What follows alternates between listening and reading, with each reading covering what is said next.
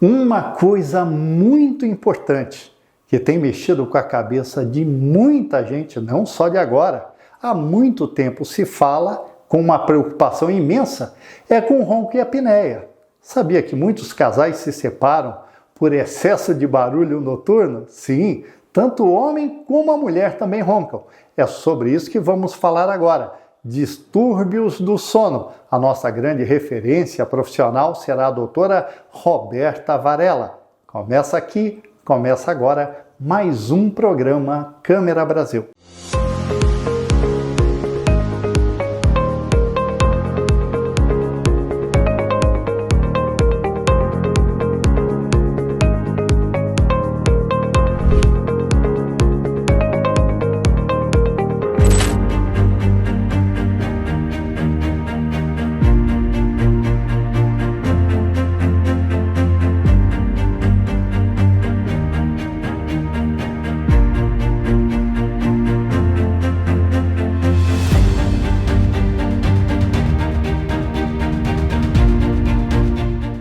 Olá, doutora, tudo bem?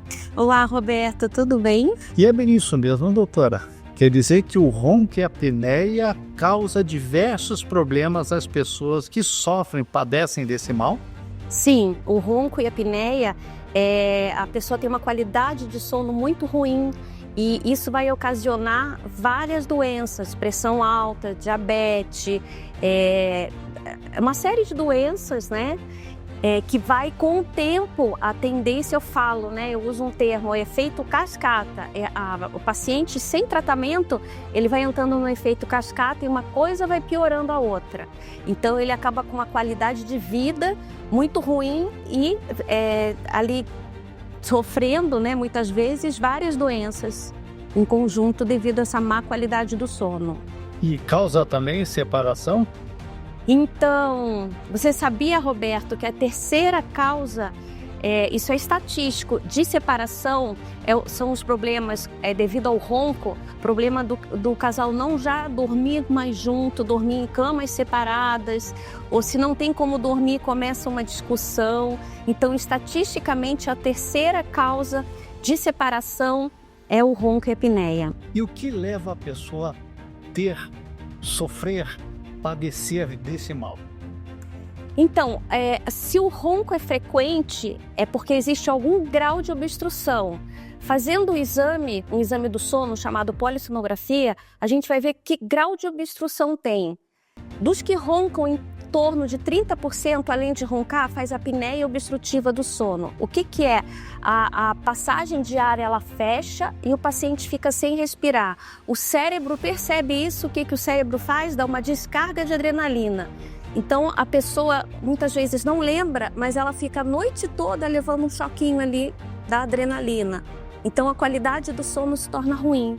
Esse sono ruim também, o que acarreta? A pessoa começa a ter resistência à insulina, começa a não liberar a insulina necessária para quebrar o açúcar.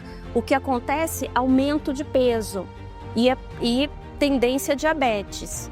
A questão ali do choquinho, da adrenalina, isso também vai mexer com a parte cardíaca. Enfim, são diversas doenças ocasionadas pelo ronco e pela apneia. O ronco é barulhento, né? Ele chama atenção. Já a apneia, ela é silenciosa. Esse que é o grande problema da apneia. A pessoa faz e nem sabe que faz apneia. E já existem tratamentos? Quais são os mais aplicáveis e com bons resultados hoje em dia? Hoje em dia, pela Sociedade Brasileira do Sono, a qual eu faço parte, tratamento padrão ouro é o CPAP, uma máscara ligada num compressor onde vai estar entrando ar. É o melhor tratamento, só que a adesão ao tratamento é baixa. Depois de 2 anos, 50% dos pacientes param de usar. Tem um transtorno, né, ali do barulho, da máscara. Em certa forma, alguns se acostumam, outros não. O segundo tratamento é uma placa intraoral, que é no caso o tratamento que eu faço, usada para dormir. O que a placa vai fazer?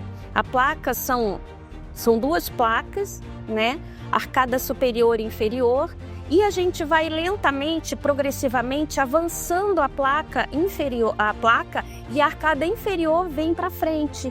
O que acontece aqui? Libera a passagem de ar na garganta, não tem ronco, como a mandíbula avança, toda a parte ali que é o grande vilão, né? O palato mole ali atrás o pessoal chama a campainha da úvula. Com esse avanço, essa parte fica esticada e não vibra. Então, com o aparelho, a gente consegue resolver o ronco, a apneia e mais uma coisa, o bruxismo. Então, é um aparelho, assim, resolve 3 problemas que são considerados, né, graves. Esse aparelho é usado para dormir. Aí o pessoal pergunta, eu vou usar para sempre? A gente compara o aparelho ao óculos. Tá usando, tá corrigindo. Não tá usando, não tá corrigindo. Agora, o que eu falo? Você tem uma qualidade de sono ruim. Você sendo tratado, as outras coisas, que é o efeito cascata do bem, as outras coisas começam a melhorar. Como você não vai ter mais aquela descarga de adrenalina, melhora a questão cardíaca, pressão alta. Com o tratamento, a gente consegue regular essa questão da insulina, então a questão de fome e saciedade fica boa. Sem tratamento, o paciente vai ter mais fome e menos saciedade. Tratado, o paciente passa a ter mais saciedade e menos fome. E uma coisa bem importante, falando rapidamente, paciente acima do peso, está acima do peso, faz apneia, mas quem faz apneia não consegue emagrecer. Então, muitas vezes o paciente precisa de tratamento para conseguir emagrecer, para conseguir melhorar. E a partir de quanto tempo de uso as pessoas começam a notar a melhora? Já na primeira semana, porque a gente começa, eu só não começo com o avanço lá definitivo na frente, porque ia se tornar uma adaptação assim mais desconfortável. Eu vou avançando semanalmente, mas já na primeira semana muitos pacientes já não estão roncando. E o uso é contínuo? O uso é contínuo. O que a gente faz depois que está tudo ok, os sintomas sumiram, é fazer uma polissonografia, faz o exame do sono usando o aparelho, e aí vem a alegria, né? Que vem, o resultado vem maravilhoso, sem ronco, sem apneia. O médico que muitas vezes me encaminha fica feliz, eu fico feliz, o paciente fica feliz e muitas vezes quando vem a esposa ou o esposo. Então vem até o esposo ou a esposa para agradecer, assim, meu Deus, né? Então a gente vê que é um tratamento que melhora não só a vida da pessoa, como quem está ao lado. Até porque quem está do lado é o roncador passivo. Ele dorme mal, com barulho, e começa a ter uma qualidade de sono ruim, não devido ao ronco dele, mas ao ronco do cônjuge. Bem, doutora, a especialidade da odontologia que atua, que trata isso daí é chamado de odontologia do sono? Odontologia do sono. Funciona, nós fazemos uma prova, são provas que são feitas a cada 2 anos na Sociedade Brasileira do Sono, que certifica o profissional a estar apto a trabalhar. Na área da medicina, aí geralmente é otorrino, neuro, pneumo, cardio, tem várias especialidades. Em conjunto tem a fono também, que tem um trabalho em paralelo que é muito bom. A psicologia. Então, assim, lá dentro da Sociedade Brasileira do Sono, se acessar o site da Sociedade Brasileira do Sono, você tem muita informação. Quer dizer que o atendimento acaba sendo multidisciplinar? Multidisciplinar, sempre multidisciplinar. Você poderia falar um pouquinho da sua experiência profissional e se atua em outras áreas da odontologia também? Então, eu depois de formada, logo nos primeiros 5 anos, eu estou formada há 30. Nos primeiros 5 anos eu atuei em várias áreas. Depois eu fiz um mestrado em ortodontia e daí foquei para ortodontia. Eu tenho uma experiência, eu fui professora do curso do Colégio Estadual do Paraná de prótese, então assim, eu tenho uma experiência boa, muito boa de prótese. Então, prótese, ortodontia e o meu xodó, que é tratar ronca-apneia, porque assim, você vê um paciente com tratamento feito, é legal, ele agradece, mas o paciente chegar aqui e parar de roncar, ter uma qualidade de sono melhor, nossa, isso me dá uma satisfação assim, muito, muito grande. Eu fico muito feliz, até como ser humano mesmo, de poder estar ajudando outro ser humano num problema que é tão tão complicado, né? Muitas vezes o paciente quer saber como que é, preço, tudo por telefone. Fica difícil, porque assim, você vindo aqui, você vai ver, eu vou mostrar um exame, o exame do sono e tudo o que acontece lá. Se você já tem exames, traga seus exames, que eu vou mostrar um caso tratado parecido com o seu. Se você não tem problema, eu mostro os 3 tipos de casos tratados, né, de grau diferente de apneia. E garanto assim, eu falo, é uma consulta que eu fico 45 minutos, porque eu gosto de falar, né? Mas eu sempre fui assim, um tratamento, mesmo antes de fazer odonto, eu queria entender, mas o que é feito? Eu sempre fui muito de querer pesquisar. Então, eu gosto que o paciente venha. É claro, muitas vezes o paciente senta, ele não quer saber muito, ele quer saber o preço.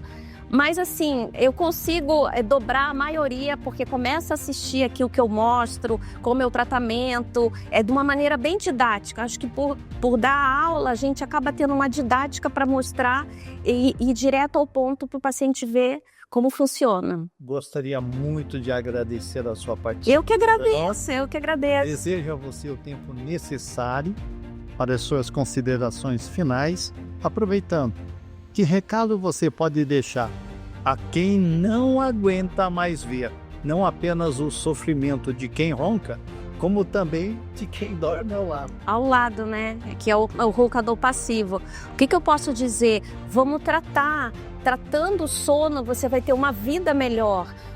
Um paciente sem tratamento não é só noites ruins, ele vai ter dias ruins e a saúde dele também vai...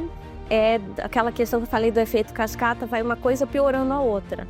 Então, assim, a gente consegue vários casos, assim, reverter de um jeito que a pessoa está lá embaixo, numa noite ruim, diabetes, pressão alta, e aí a gente vai arrumando esse sono, vai tratando esse sono e uma coisa vai melhorando a outra.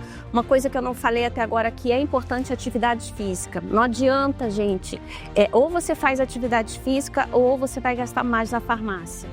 Não tem jeito, é melhor gastar na academia, você pagar a academia e ir, né, do que porque senão vai adoecer. A nossa alimentação hoje em dia tem que ter muito cuidado com o que come.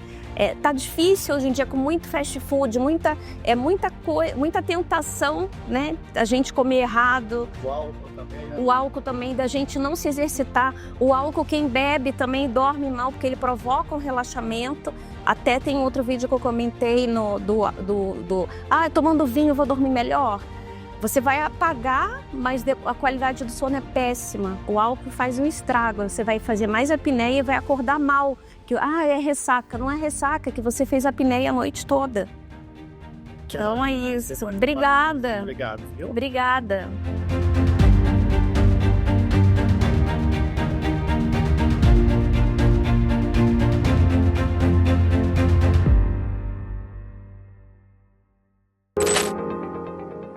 Lei do ser único. Você já ouviu falar sobre esta lei?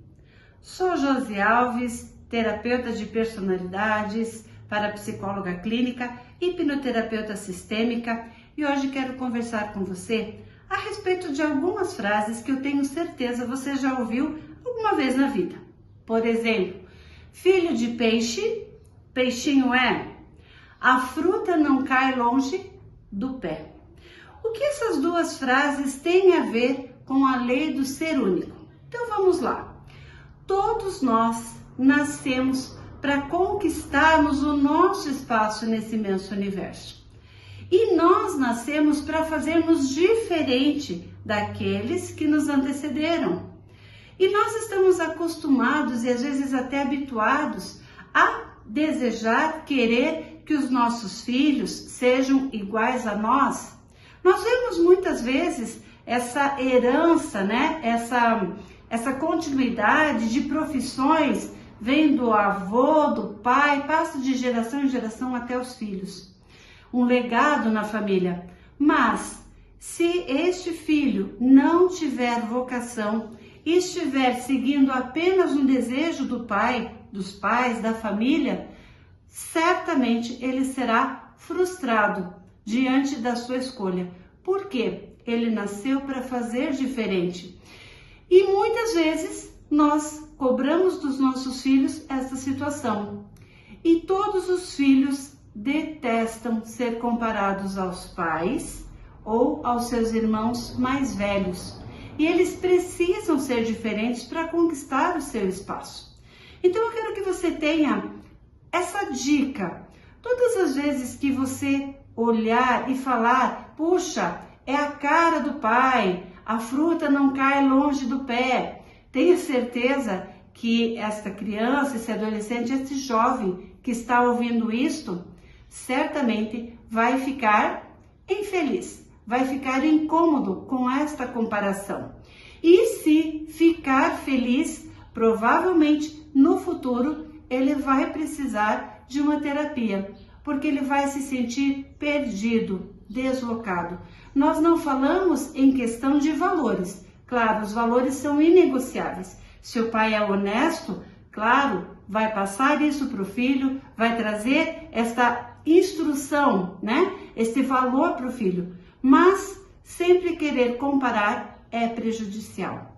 Então fique atento às suas comparações. E se você gostou deste conteúdo, continue me acompanhando aqui na coluna Vitalis Státera, no programa Câmara Brasil, sempre trazendo um assunto, um tema de autoconhecimento para você.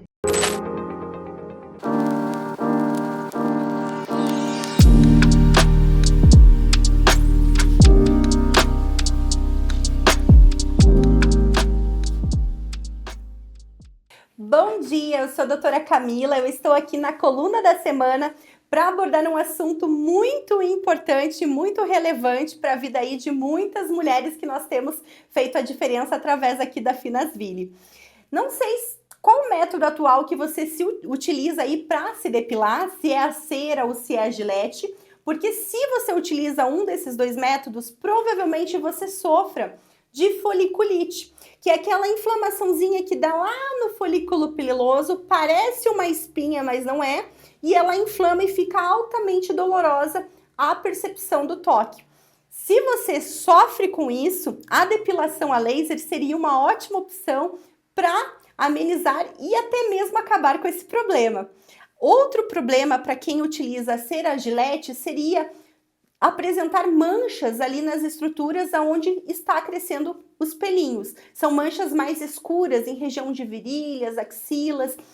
Se você sofre com isso, a depilação a laser também é um método que vai te ajudar em relação a solucionar esse problema, porque ele ajuda ao mesmo tempo degradar, matar a raizinha do pelo e também clarear, deixar mais uniforme a questão ali desse tecido. Outra questão, se você faz principalmente a depilação ali com cera na face, eu dou uma dica para você de não realizar mais esse procedimento na face, porque com o passar do tempo isso pode inclusive causar uma frouxidão de pele, uma flacidez ali na pele, que seria principalmente em relação à região de buço, em relação à face, né? Então a depilação a laser ela é muito efetiva nessas áreas também. Agora nós vamos falar sobre as técnicas, comprimentos de onda em relação ao laser. Nós temos hoje no mercado 3 tipos de comprimentos de onda. Nós temos o laser de diodo, que ele é muito efetivo para aquele pelo mais escuro e mais grosso. Nós temos o laser de alexandrite, que é utilizado para aquele pelo mais fino e pelo mais claro. E nós temos o laser IAG, que é realizado naquela pele com fototipo de 4 a 5, uma pele mais bronzeada, que se for fazer um laser de diodo, não é indicado. Então, você também que tem a pele mais bronzeada ou foi para a praia e quer fazer a depilação a laser, você também pode fazer com o laser IAG. E uma dica bem bacana para você seria que aqui na clínica nós temos um laser com esses 3 comprimentos de onda simultâneos ao mesmo tempo. E além disso, ele tem um sistema de analgesia indolor que você não vai sentir nenhum desconforto durante a sessão. Gostou desse conteúdo? Me acompanhe na próxima coluna da semana aqui no programa que eu vou trazer novidades para você. Um abraço e até breve!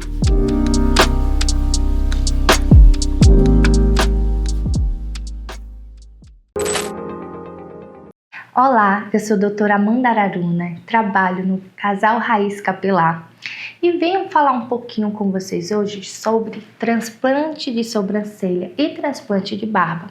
Eu sei que geralmente a gente ouve falar por aí nas redes sociais de transplante de cabelo e a gente fica pensando só nas entradas, na hairline, na coroa, mas na verdade a gente também pode pegar a mesma técnica de fio a fio, pegando os fiozinhos lá de trás mais delicados, um por um, e fazer o transplante de sobrancelha.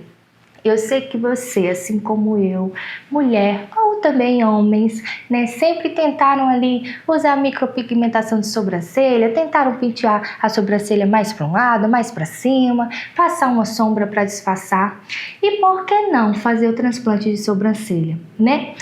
Geralmente, a gente vai perdendo alguns fios ao longo do tempo. Ou não, tem pessoas que já nasceram ali com a sobrancelha bem ralinha, já tentaram de várias opções e não conseguiram chegar no resultado que queriam. Então, eu te trago essa opção, por que não fazer transplante de sobrancelha? A técnica Fouet é a técnica mais nova do mercado, onde a gente pega os fiozinhos e vai fazendo a linha e o desenho bem direitinho, um por um. Então é uma opção para ficar natural, para ficar com a face mais jovem, mais harmônica, né? E por que não também transplante de sobrancelha? Ou de bigode, ou de barba, né? A gente também pode pegar os cabelos da região doadora e também às vezes do peito, porque tem pouquinhos fios, e trazer para barba e bigode. Então às vezes você tem aquela falha aqui, liga o cabelo com a barba que está ali um pouquinho falhado ou não está fazendo essa ligação. A gente pode fazer isso. A gente pode fazer o bigode, tem barba, mas o bigode não fecha, ou também aquela barba que tem algumas falhas, ou é bem ralinha, tem aquela penugem e você sempre quis ter barba. O transplante Fouet, a técnica Fouet capilar, ela faz com que a gente possa fazer esse transplante tanto de bigode, quanto de barba, quanto de sobrancelha. Eu te convido a vir aqui na clínica, fazer uma avaliação gratuita, tirar suas dúvidas, né? A equipe está aqui para te acolher, para entender quais são as opções. Será que é transplante? Será que é tratamento? A gente tem laser terapia, a gente tem o MMP, PRP, terapias regenerativas, terapias orais também, para quem tem um pouquinho de medo, né? E a gente vai conversando e criando o seu planejamento, né? Eu sou a doutora Amanda Araruna, trabalho com transplante capilar no Casal Raiz Capilar e te convido a seguir as nossas redes e vir aqui para uma consulta. E te aguardo no próximo episódio. Olá, eu sou a doutora Ana Paula Torga, médica de família com cuidado funcional integrativo, e hoje nós vamos falar sobre a importância da primeira consulta na medicina integrativa. Você sabia que a primeira consulta na medicina integrativa pode ser o ponto de partida para uma verdadeira transformação na sua saúde? Na medicina integrativa, a primeira consulta vai muito além de uma simples avaliação médica. Aqui, o seu corpo, mente e emoções são vistos como parte essencial de um todo que deve funcionar em harmonia. Nós buscamos conhecer e entender você, a sua história de vida, suas preocupações, seus hábitos e seu estilo de vida. Afinal, a saúde vai muito além dos sintomas físicos. Buscamos conhecer e registrar todo o seu histórico de saúde. Cirurgias, tratamentos, internações, histórico de vacinação, medicamentos e suplementos em uso. É importante você se preparar para esse primeiro encontro. Ao agendar o seu atendimento, já faça uma anotação do que te incomoda, os sintomas que vem apresentando e também a história de saúde da sua família, principalmente pais, irmãos e filhos. A genética é um ponto importante no planejamento de cuidado e na prevenção de novas doenças. Não se esqueça de levar os últimos exames realizados, pois pode auxiliar a traçar os próximos exames a serem feitos. Nesse primeiro encontro, o foco é te ouvir com atenção, te conhecer e entender a raiz dos seus problemas, para juntos traçarmos um plano de cuidado personalizado. Não se trata apenas de receitar medicamentos. É uma parceria, onde juntos buscamos soluções que incluem desde tratamentos da medicina tradicional até abordagens integrativas, como a suplementação, as mudanças de hábitos, fitoterapia ou outros que, de acordo com a sua realidade, a gente vai definir. A medicina integrativa se preocupa em fortalecer sua saúde de dentro para fora, considerando o que funciona para você. Então, a primeira consulta é a oportunidade perfeita para criar essa conexão e iniciar o caminho para um bem-estar completo. Conhece aquele ditado, não deixe para amanhã o que você pode fazer hoje? Isso vale para os seus cuidados de saúde. O envelhecimento saudável e independente de amanhã depende do que a gente está construindo hoje. Espero que vocês tenham gostado do nosso papo de hoje. Te espero na próxima semana. Até lá! Olá, eu sou o Dr. Amaury Giovelli e hoje vamos abordar o tema sobre perícias médicas em acidentes de trabalho, avaliar a extensão das lesões e as consequências e impactos para a saúde do trabalhador. Os acidentes de trabalho são muito frequentes, desde na área da construção civil, na área do chão de fábrica e mesmo em um escritório. Quando ocorre uma lesão, imaginemos que existe uma lesão, um evento que causou essa lesão e as sequelas que virão para frente. Quando existe a perícia trabalhista, devemos confirmar e confrontar esses dados para saber se essa lesão foi decorrente de um acidente de fato ocasionado em um trabalho, ou se foi, por exemplo, fora do ambiente de trabalho, fora do horário que se estaria trabalhando. Vamos a um exemplo prático. Imagina uma construção onde cai uma viga na perna de um trabalhador. Existe uma lesão e vai ser muito provável que se comprove que foi devido a um acidente típico de trabalho. Por outro lado, imagina um trabalhador que trabalha o dia inteiro em pé, mas vem com uma queixa de um dor no punho ou dor no ombro, que não tem muita relação com o seu trabalho. Poderia ser uma doença degenerativa, uma outra doença inflamatória que não dá relacionada ao trabalho. Não se pode culpar a empresa ou o empregador por todas as lesões decorrentes. Existem doenças que são evolutivas com a idade, por exemplo, que não vão encontrar respaldo no momento pericial. Por outro lado, imaginemos um trabalhador que alega uma doença decorrente do trabalho, ou que sofreu uma lesão, uma queda, mas na hora da perícia percebe-se que ele apresentou inobservâncias técnicas, não utilizou o EPI ou os cuidados necessários para o seu emprego. E isso, muitas vezes, vai fazer com que a empresa não tenha a culpa dessa consequência, dessa lesão. Muitas vezes, o perito e outros profissionais precisam ir até a empresa, ir a campo para evidenciar e avaliar quais as circunstâncias que produziram o acidente para saber e para conseguir concluir se houve nexo entre a lesão e as sequelas referidas. Gostou desse assunto? Espero ter contribuído para o seu conhecimento. Restou alguma dúvida? Entre em contato com nossas redes sociais. Aguardo você para o próximo episódio. Muito obrigado! Estamos encerrando mais um Câmera Brasil. Agradecendo a você que nos acompanhou e vem trazendo sugestões todas as semanas. A vocês um grande abraço e até o nosso próximo encontro.